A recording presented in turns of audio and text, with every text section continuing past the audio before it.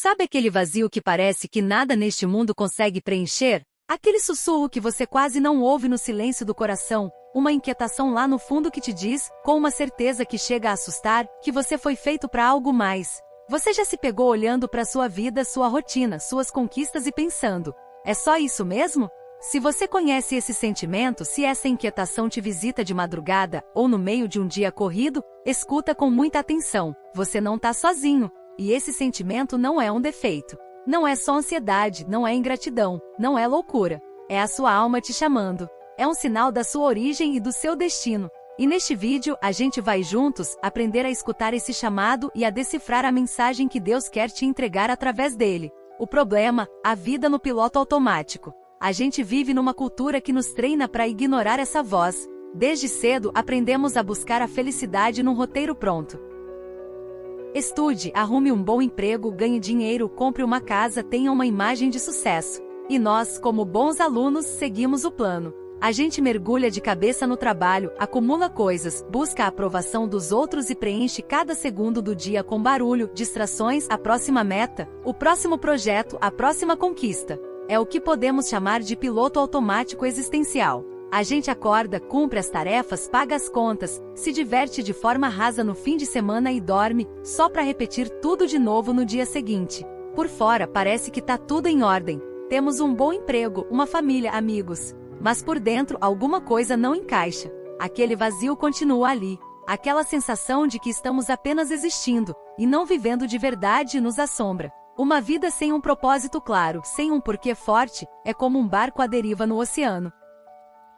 Pode até ser um barco bonito, forte, bem equipado, mas sem leme e sem destino, ele é jogado de um lado para o outro pelas ondas e tempestades. Ele não chega a lugar nenhum, e essa falta de direção cria uma ansiedade profunda, uma frustração que muitas vezes a gente nem sabe dar nome. A gente culpa o trabalho, o estresse, os relacionamentos, mas a raiz do problema é muito mais profunda. O problema é que estamos tentando matar uma sede de infinito com coisas finitas. Estamos tentando preencher um vazio do tamanho de Deus com as coisas do mundo, e essa é uma conta que nunca vai fechar. É como tentar encher o oceano com um conta-gotas. Você pode passar a vida inteira tentando, mas só vai se cansar e se frustrar. Essa dor, essa sensação de estar perdido, de viver uma vida que não é a sua, é o primeiro sintoma de uma alma que está sendo ignorada. É o grito dela, faminta por sentido, por algo que o mundo, com todo o seu brilho, simplesmente não pode dar.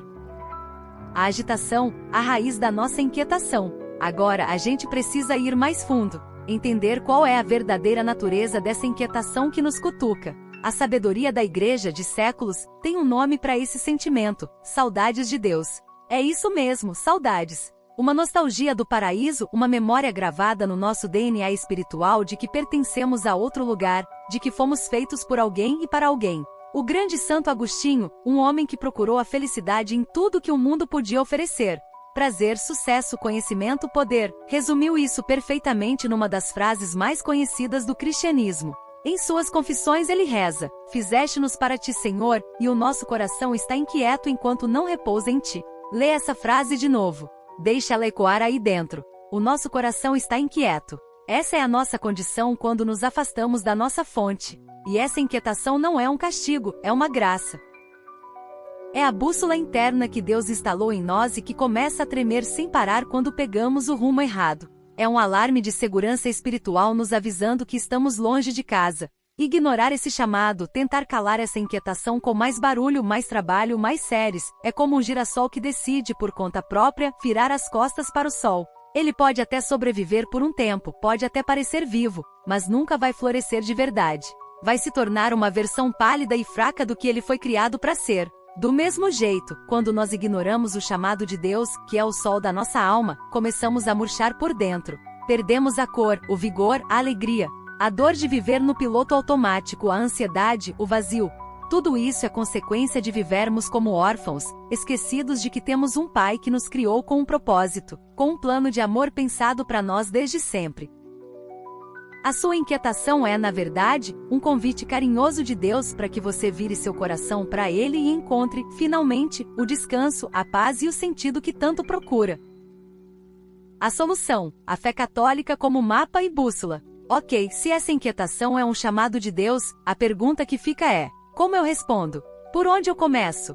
Se a minha vida é um barco à deriva, cadê o mapa e a bússola para me guiar de volta pro porto seguro? A resposta que a fé católica nos dá, há mais de 2000 anos, não é um livro de regras frias ou uma filosofia complicada. É um caminho. É um mapa vivo, um guia seguro para a jornada de volta para casa, pro coração de Deus. E esse mapa nos mostra passos bem claros e práticos. Não são fórmulas mágicas, mas são portas que, se a gente abrir com sinceridade e insistência, nos levam para a sala do trono, onde podemos conversar com o Rei e descobrir nossa missão. O primeiro passo, o silêncio e a oração, a chave da ignição. O primeiro passo, e talvez o mais difícil no nosso mundo barulhento, é fazer silêncio. Deus não grita, ele sussurra. O profeta Elias não encontrou Deus no furacão, no terremoto ou no fogo, mas numa brisa suave.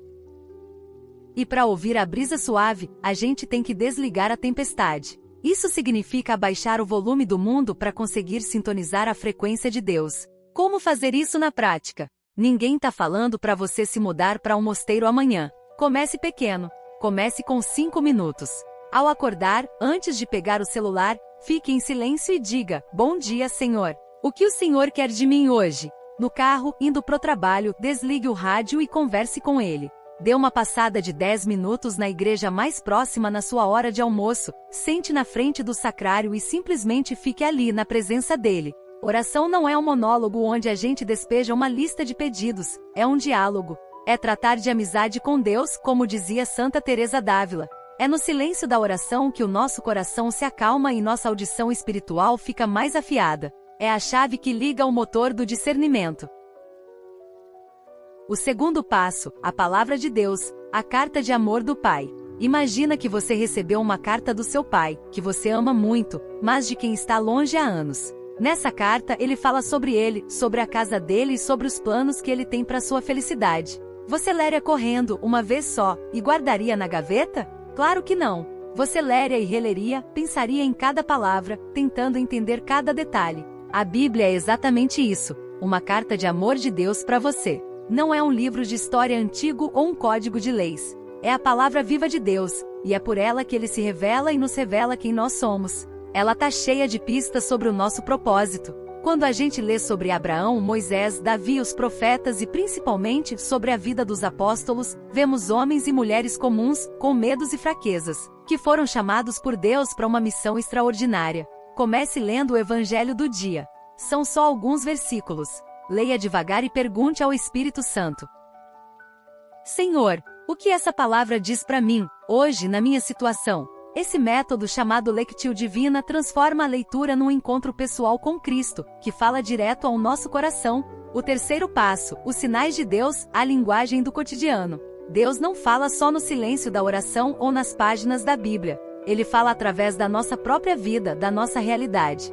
O chamado de Deus não é uma voz do céu com um megafone, ele aparece de formas bem concretas. E a gente precisa aprender a ler esses sinais. Primeiro, olhe para os seus talentos e paixões. Do que você é bom e faz com alegria.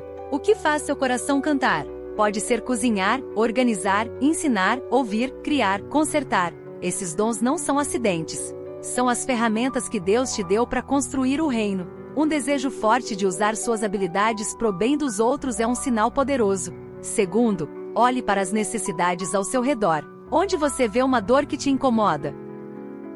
Onde tem uma injustiça que te deixa indignado? Muitas vezes, o chamado de Deus se esconde no grito de quem precisa. A sua vocação pode ser a resposta para a oração de alguém. Servir, se colocar à disposição, é um dos caminhos mais certos para encontrar o seu propósito. Terceiro, escute a comunidade e os conselhos de quem é sábio. Deus nos colocou numa família, a igreja. Ele fala através dos nossos irmãos. Um amigo de fé que te diz algo que confirma uma intuição sua, um padre que te dá um bom conselho na confissão, um diretor espiritual que te ajuda a organizar as ideias.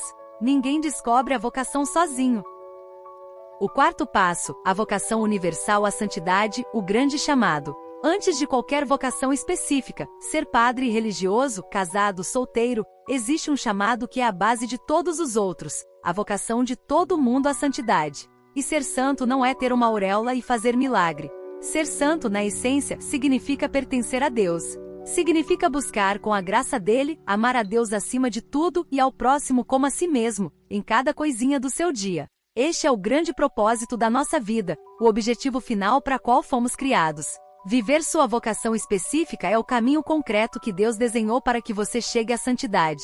Entender isso muda tudo. Nos livra daquela ansiedade de achar a única coisa certa, porque nos mostra que em qualquer estado de vida, o objetivo é o mesmo: amar. Seção 4. Discernimento na prática, unindo as peças do quebra-cabeça. Depois de entender esses passos, vem a pergunta: como é que eu junto tudo isso?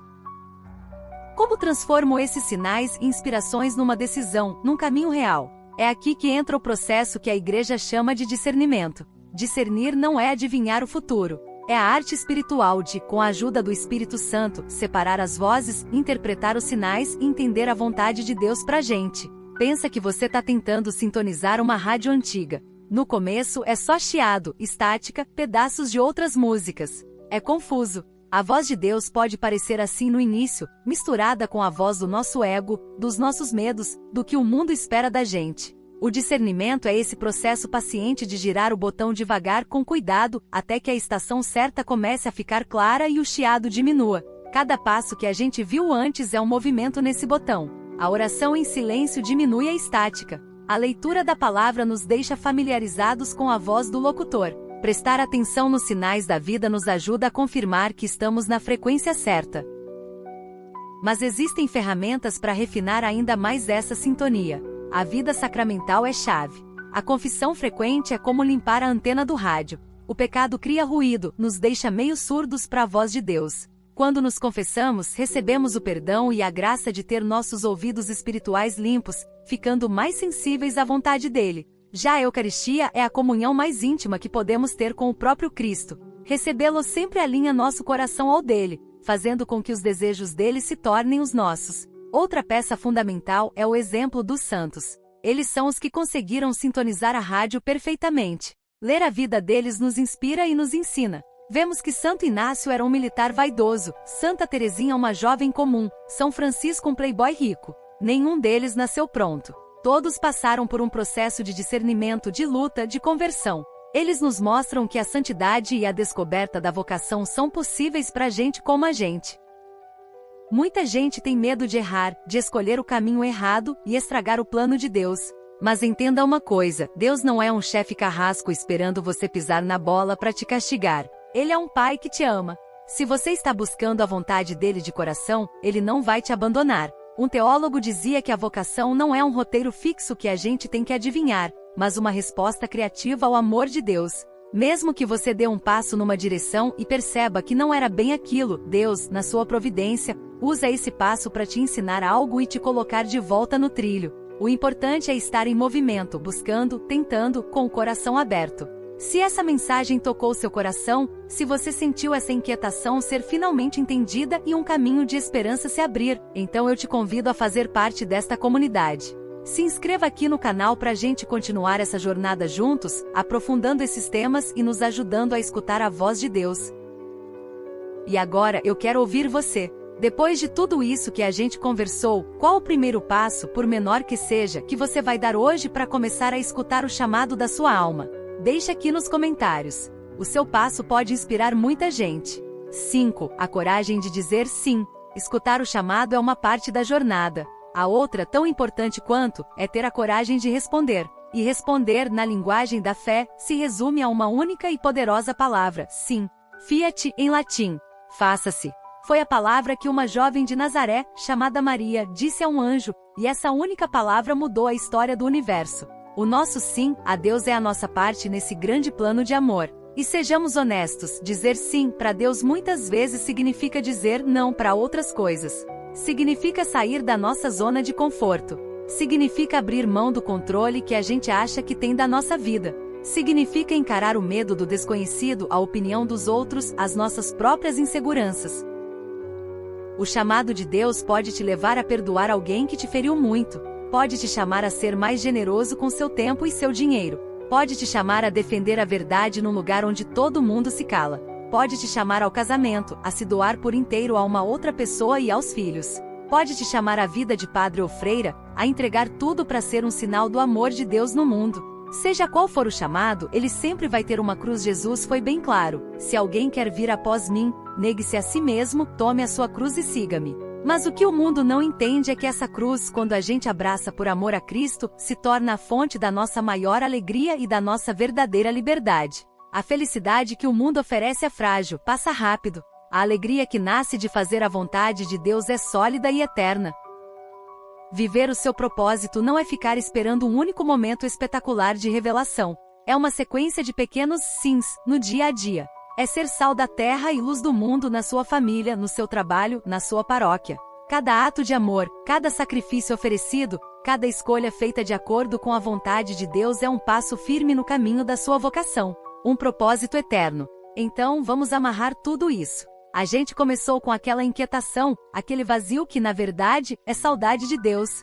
Vimos que a resposta para isso é aprender a escutar a voz dele. E o mapa que a fé nos dá tem passos claros. Buscar o silêncio na oração, se alimentar da palavra de Deus e ler os sinais que ele nos dá no dia a dia, nos nossos talentos, nas necessidades dos outros e na comunidade. Lembre-se sempre, você não foi criado por acaso. Sua vida não é um acidente cósmico. Existe um plano de amor para a sua vida, um pensamento de Deus que só você pode realizar no mundo.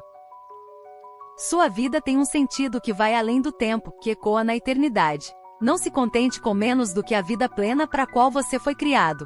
Não ignore mais esse chamado que pulsa no fundo da sua alma. Tenha a coragem de parar, de escutar e de responder. Que Deus te abençoe e te dê a coragem de dizer sim ao chamado dele. Em nome do Pai, e do Filho, e do Espírito Santo. Amém. Obrigado por ficar até aqui. Não deixe de deixar seu comentário, curtir e compartilhar e se inscrever em nosso canal. Ajude-nos a chegar à marca de 1000 inscritos. Até a próxima!